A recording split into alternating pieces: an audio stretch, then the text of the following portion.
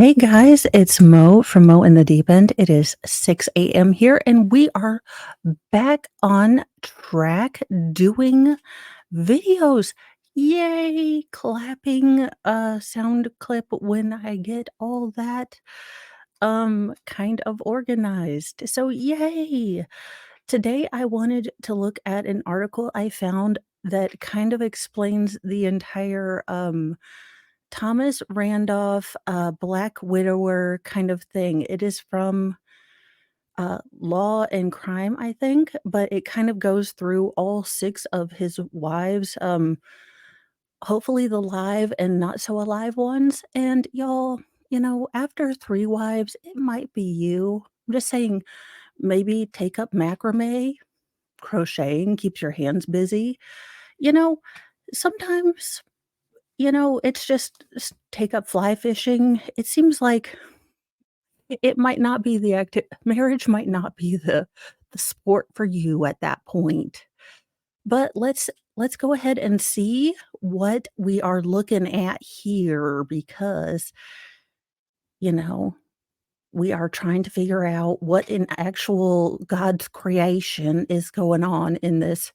And um I'm from the hills and hollers, so I do in fact have a hillbilly, uh, card-carrying hills and holler folk, card, born very near West Virginia, so whatevers. What ifs? It is oh, read more. E We are getting back to school, and I have been sleeping in until, 5:30, so getting up at, 5 and getting up and moving has been a little bit of a getting back to use, so let's get on this. 6 wives, 4 are dead. You know, he's putting up all-star numbers there. I've got 2 his batting average. I'm just saying. Okay. Thomas Randolph, dubbed the Black Widower, is scheduled to head back to a Nevada courtroom this week for his murder retrial. He's accused of murdering his 6th wife, Sharon Kaus, and the hitman he allegedly hired to kill her, Michael Miller, in 2008. Sorry. Randolph was sentenced for the brutal killings in 2017, but after his conviction was overturned in 2021 due to the court using prior bad acts evidence, he was granted a new trial. And that's what we were going over with this hearing, or these hearings that we've been covering with Baker, because it seems like a lot of the bad acts that were placed in were very prejudicial. And, you know, like we've said, this guy seems like a giant dirtbag, and I believe I vaguely remember, seeing that chapter about this particular case, back in the way, way before times, before I was a YouTuber. So, I do remember that, but, you know, e there even if he is a total D-bag, I want him to have a fair trial no matter what. So, I'm glad that going forward, he is going to at least get a fair trial and hopefully try this judge seems God love her, she seems no nonsense. She didn't have she didn't die of a giggle fit when, we we brought up, the Motel 6 "Leave a Light On For You" of mother-in-laws, so, good on her, God bless her, she's awesome. The Black Widower is scheduled for a motion hearing Monday before the retrial starts. The jury selection is expected Tuesday, and opening statements will likely begin Wednesday, and that is today. The wives, Catherine Thomas, she looks lovely. It's a little more cleavage than I would show, but, if you got 'em, flaunt 'em, and, I would too. Catherine Thomas married Randolph when she was just 18 years old and he was 20. The two wed in 1975. She testified in Randolph's first trial that he was controlling, manipulative, and psychologically abusive. One one time she claimed Randolph threw a bowl of oatmeal at the wall because it didn't have sugar on it. They divorced in 1983. Well, that's terrible, and I'm glad that she got away from him if that's in fact true, because that's just awful. Becky Galt. Randolph married Becky Galt in 1983. On the day his divorce with Thomas was finalized, she was found dead inside their home in 1986. Okay, we need a actual translator because okay, so Randolph married Becky Galt in 1983. On the day the divorce was finalized, she was found dead in their home in 1986. She had been found shot to death. A bullet had been lodged straight through her head. Police found her tucked into her waterbed. Galt's death was originally ruled a suicide, and Randolph received $500,000 life insurance payout. That's a lot of money, in 1986. I'll have to do some calculation. Okay, I will be real honest with you. I'll have to have Mr. Mo do some calculations because I'm pretty sure that's gonna be like a bajillion dollars in today money. Later, Randolph was charged with her murder after investigators discovered that Randolph sing songs used to sing songs about killing Galt and hired a hitman to kill her. That hitman was a cop. Okay, so you would think that they would have found that out quite quickly, but Randolph pleaded guilty to witness tampering but ended up getting acquitted of the murder. Guyana Almond. Hopefully, throughout the course of the current trial that's coming up, I'll hear how to pronounce these names correctly because I'm afraid I'm butchering them. And I don't want to be disrespectful. Names are, I want to always pronounce names correctly if I can. Um, Guyana Almond was Randolph's third wife. She testified that in Randolph's first trial that she truly believes Randolph tried to kill her. Almond testified that one day Randolph was cleaning his gun and shot it towards her. A bullet made a hole in their kitchen. Randolph claimed it was an accident. After that incident, Almond believed that her life was in danger. Y'all, ladies, gentlemen, anyone watching this story, um, listen to your gut feelings. I'm sure you guys will hear me say this a bajillion and 12 times because but I'm a mom of 6, and I tell my girls, my boys, everyone, "Listen to your gut feelings." The amount of times I was a stupid teenager and I stayed in, out with people that nothing bad ever happened, but you don't listen to your gut feeling because you don't wanna make a stir or you don't wanna put someone out. Listen, I tell my kids, "I will drive through the middle of the night and pick you up, no questions asked. If you get that, little gut feeling, you don't worry about it." Like, I want you to I listen to a whole lot true crime. I listen to way too much true crime to so you just call me if you have. And I tell my kids' friend, like, "You guys start feeling that weird gut feeling with you're out with my kids, you just call me, and I've got that big giant red Ford truck, van, we will just come pick the lot of you up." It'll be a whole weird feeling van. So, good on her for listening to her gut feelings, because a lot of times we don't, and it seems to be that that gut feeling's there for a reason, and we don't listen to it a lot. Francis Rudolph or Randolph, I'm sorry. It's gonna take me a little bit to get back. I think the vacation just kinda got me way off my stride, people, but we are it's just like that first pancake you make, it kinda it takes a little bit to get that real good pancake rhythm going again. Randolph later married Frances Randolph. She died in April 2004. Frances Randolph passed away in the hospital after she had heart surgery. Thomas Randolph allegedly didn't allow her daughter to visit Frances in the hospital. What an absolute D-bag. I'm sorry, but that's just listen, y'all, just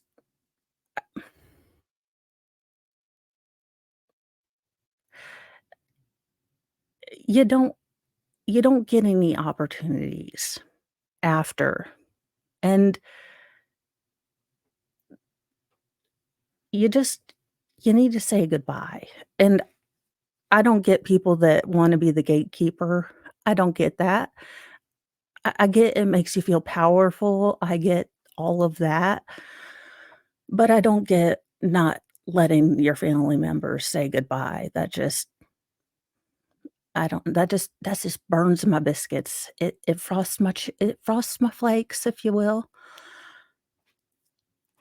The daughter testified that Thomas Randolph had her mother cremated within 24 hours of her death. A man named Glenn Morrison testified in Thomas Randolph's first trial that he asked him to kill Francis Randolph and suggested he staged the crime scene as a burglary. So, my guess is that that was the particular gentleman that we saw yesterday, and his testimony was not going to be allowed in this particular, hearing this time around. Again, because it was very prejudicial. The man, while he was entertaining, couldn't really remember sort of the whys and the what fors and the very sort of intricate details, and again, while he was entertaining and, you know, the kind of guy you'd like to sit and have a beer with because, you know, he seemed to have a lot of life stories.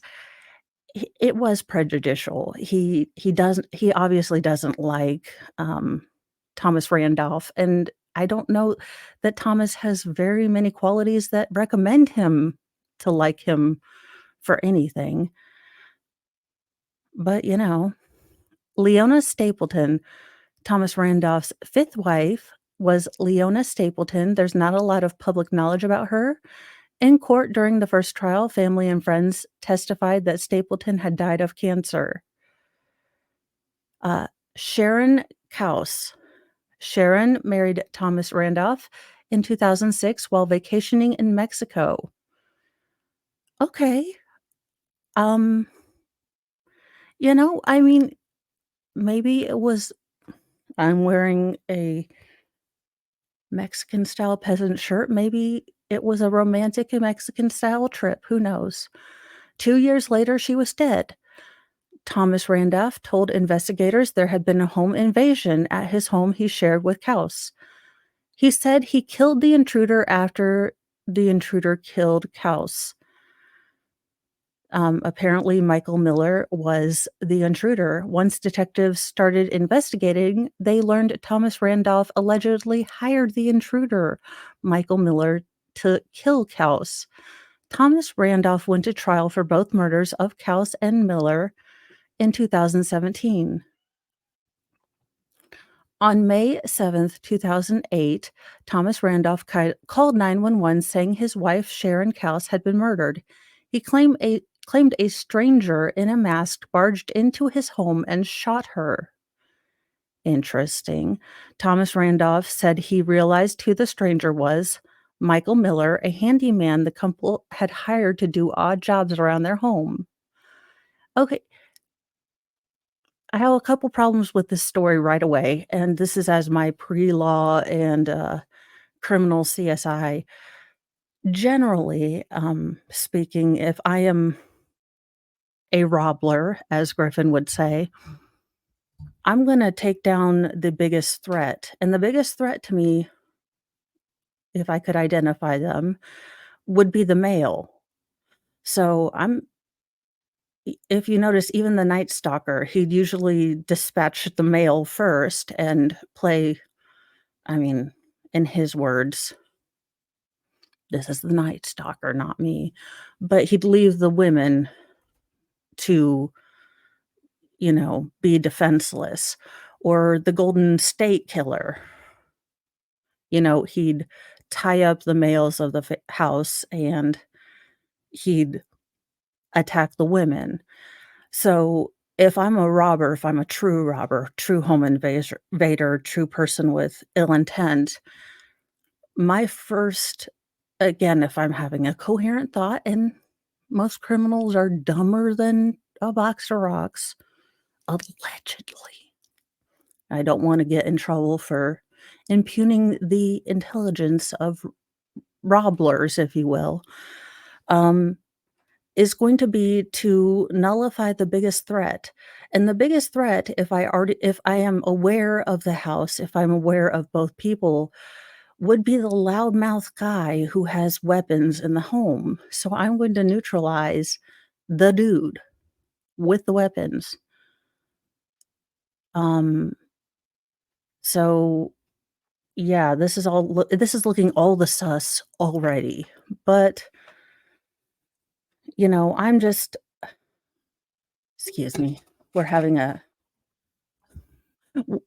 if it's not the kids, it's the cat. I try to get up here early in the morning, and Harmony, the cat, is trying to, um, well, dominate the printer by sitting on it to show it what for and all the other things.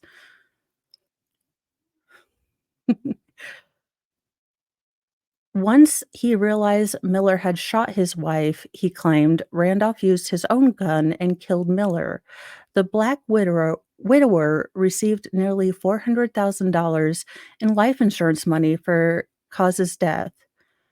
Okay, we'll probably watch this video or some of the snippets they have. I'm wondering, and I'll have to look more at some of the probable cause affidavits. We'll probably go over those in the next video. But I'm wondering where all of his life insurance money is going because, if we look at his history, he's had several wives that have died, and my guess is he's got, you know, all. If we would pull up the little background, with the full that chapter life insurance dance off, he has all the life insurance. So where is this money going? I don't know if Las Vegas is a very expensive place to work, if he's got a gambling habit, if, growing his hair out and keeping it, that luscious platinum is, that expensive. I'm not quite sure. I have questions. I have a lot. Once detectives from Las Vegas Metro Police Department began investigating and learned about Thomas Randolph's history, they turned their focus from home invasion hero to homicidal husband. According to detectives, Thomas Randolph really conspired with Miller to kill Kaus.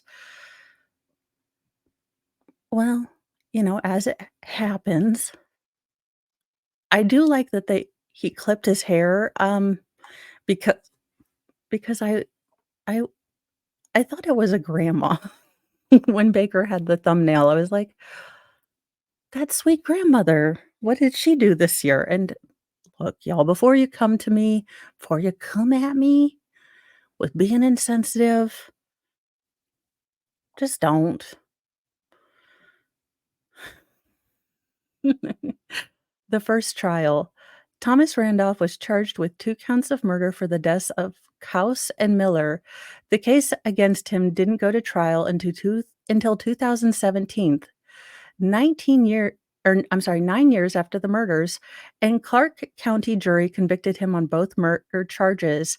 The prosecutor painted a picture of the crime, pointing a picture at Thomas Randolph for the killings, claiming he was motivated by Kaus's life insurance money. The state also made sure to mention the previous murder case against Randolph, where he was accused of killing his second wife in Utah. Investigators and attorneys from the case testified in the Nevada case. So I don't believe that much of that is going to be allowed in this particular case, but we'll have to really pay attention and see. And then when I do the murder board for this case, usually I'm trying to do the murder board as the trials kind of wrap up so that as trials tend to not be very chronological, it kind of helps near the end, usually as they're kind of getting ready to do, as we're going into verdict watch, it kind of helps wrap it up and give us a little bit more of a kind of good look at what went on in the trial and kind of give a really good overview because it is kind of hard to get from just watching the trial exactly what was going on, just because if you don't take really good notes, the trials are not set up in a sort of chronological way, which is understandable because, I mean, they can't, get every witness to come in a chronological way. Thomas Randolph's living ex-wives, Catherine Thomas and I'm gonna say Gaina Almond, also testified in the murder trial against him, explaining his odd and violent behavior they witnessed firsthand. Thomas Randolph was sentenced to death. Supreme Court ruling. In 2021, the Nevada Supreme Court ruled that the district court and prosecutors who tried the murder case against Thomas Randolph should have not let prior bad acts evidence be used in the trial. In simple terms, the Supreme Court didn't agree with using the Utah murder case and its facts and evidence in the Nevada case. As a result, Thomas Randolph was granted a new trial. The retrial is scheduled to begin this week. So we have been watching the kind of hearings to see what is going on. I believe they've made rulings about the computer, I believe that was taken away during the original sort of pendency of the 2017 case. And I believe several different things in that. Some of the witnesses from that particular case. And then, now we are going into I believe yesterday went into jury selection, and then today at noon-ish, my particular time, they should start possibly opening statements. The cast of characters, attorneys-wise, seems pretty interesting. The defense attorneys seem pretty fired up, and I like to see defense attorneys that are really there, fired up, ready to defend their client. It's always nice to have, defense attorneys that aren't checked out. I mean, the most upsetting thing for me was well, the Letitia Stout trial was upsetting for many reasons, but the defense attorneys seemed checked out, and I could understand it was a horrible case, and I wouldn't, as a defense attorney, want to have to deal with it, but to see kind of a defense attorneys that were checked out, that didn't seem to want to be there, that were kind of going through the motions, it that was kind of upsetting, but I will see you all later, and hopefully, we will be getting into this. So have a great day and keep marching to your own music because you guys are just awesome. I'll see you guys later. Bye.